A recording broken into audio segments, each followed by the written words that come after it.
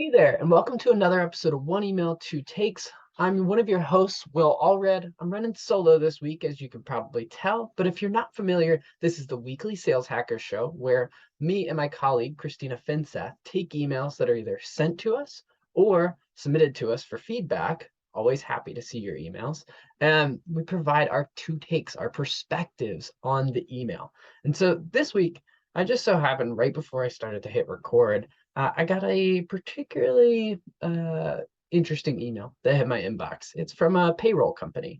And so let me share my screen and I'll walk through some of the pitfalls that could have easily been avoided. Okay, so the subject line, 3 changes to work life post COVID. Hi, Will. A couple quick facts about how the world has changed over the last 2 years in the workplace. Over 60% of employees have remained remote post-COVID. The talent market remains hyper-competitive with 47%. Companies are increasingly spread out as companies on our product have employees in 4+ states on average. At our company, we've reacted to these changes by allowing our clients blah, blah, blah, adding blah, blah, blah, providing award-winning customer support. Happy to tell you more about it if you're interested. Hope to hear from you soon. Okay, here's the problem. This email is garbage.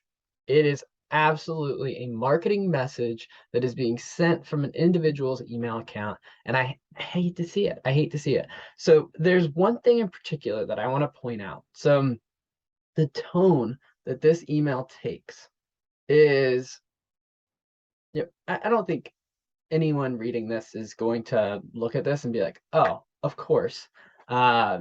Like this is a pretty good sales message. It's not. It's not. It strikes this tone of being talked at. And the way we measure this within our product at Lavender, right? So this is a big reason why I get so like hot and bothered by this is because there's data that showcases bad. So it shows up in our product as an informative tone. So we see millions of emails every single month.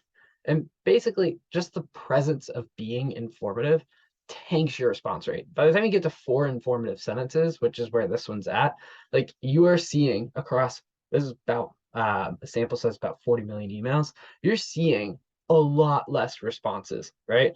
Uh, and so you're looking at that and you're thinking about, well, what's the percentage change of just that being present? Well, you're getting almost 29% less replies, which means you and your colleague are sending out emails, right? Say you send 10 emails that look like this, and they send 10 emails that look like mine.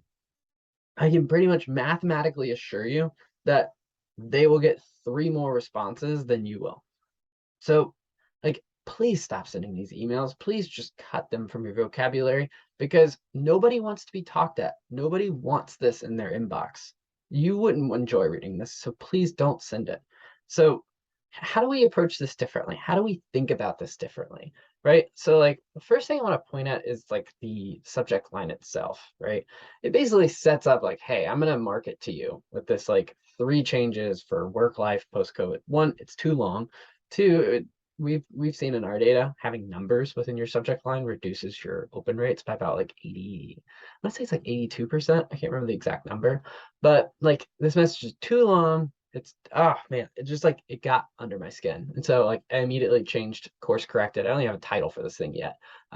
Because I literally just immediately had to put it in, just start working on this. So let's talk about a different way to do this. Right? We're over this. We're over this message. We're cutting this from our cadences. We're cutting this from our sequences. It is gone. We have to be done with this. Okay? Cut it. Instead, let's focus on a different way of approaching this. So, this framework was actually introduced to me by our co-host, Christina Finseth, who couldn't be here today.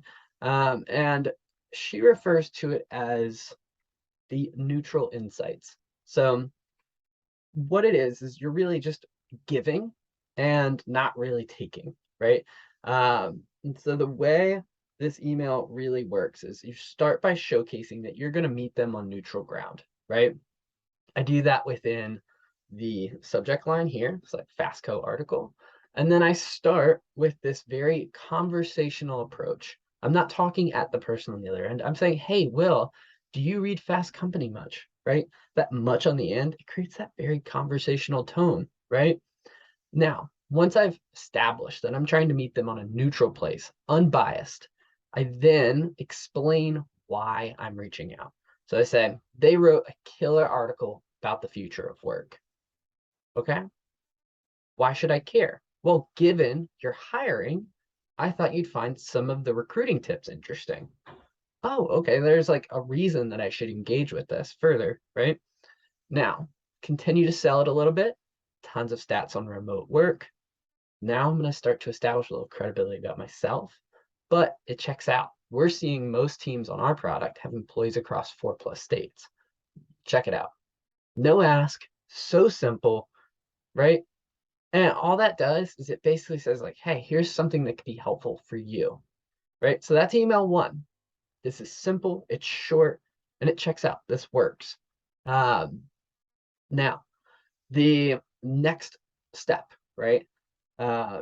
You should follow up to this email. The fortune is in the follow-up, right? So how do you follow up to a message like this? Well, let me make it a little bigger so y'all can see this. So just respond to the original message and you remind them for why you sent it over. So given you seem to be growing remote, right? I just restated the initial observation of the fact that they're hiring. Given you seem to be growing remote, did you check out the article? So I'm actually pushing them back to the original article. I'm pushing them back to the original source of information that I sent over, saying, hey, I made a give. I gave you something here. And I think it's actually pretty helpful. Um, as I'm sure you're starting to see, hiring across states can make things like taxes complicated. So now I'm just restating a problem, right? If they're going outbound like this, it's a payroll company. So I'm thinking about this in a lot of ways, but I'm thinking about it mainly as if this was a big enough problem, I would potentially go inbound to a company like this to try to go solve it. But I'm not, right? They're in my inbox, which means it's not something that I'm necessarily viewing as a huge issue. And so that leads you to believe that like it's something that I'm not necessarily fully aware of. But I'm stating it in this way of like, hey, as I'm sure you're starting to see, right? You're a smart person, you see this, right? This can be complicated. And it's like, oh, there's a solution. Yes, we make it easy. Open to seeing how we're approaching payroll differently. So if it's not something that I'm prioritizing right now, and it's something that I have to convince you that you need to start prioritizing, well, there's a pretty simple answer to that, right? Which is you need to showcase that it's going to be easy to make the change. And so we make it easy, open to seeing how we're approaching payroll differently. Now, super simple 1-2 punch, one email. I was able to spin that out into 2 different ones. So one email, 2 emails, or one email that turned into 2 takes based off of the exact same email, right? I don't need to list out all these benefit statements and this, that, and the other, right? This is not going to drive responses. It's not going to do anything for you. Happy to tell you more if you're interested. I never read through all of this information in the first place. So if I can reiterate one more time, please don't send this. It's not going to do you any good. Please send things like this. Please send things like this. If you enjoy this, I post these weekly with the team at Sales Hacker. Um, always down to check out emails that you're writing, you're hitting send on, offer my take, my perspective.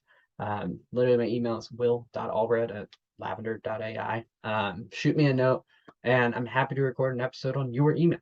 But until next time, if you haven't already, subscribe to the Sales Hacker newsletter, check out the YouTube channel, check out the videos page on the Sales Hacker website, saleshacker.com.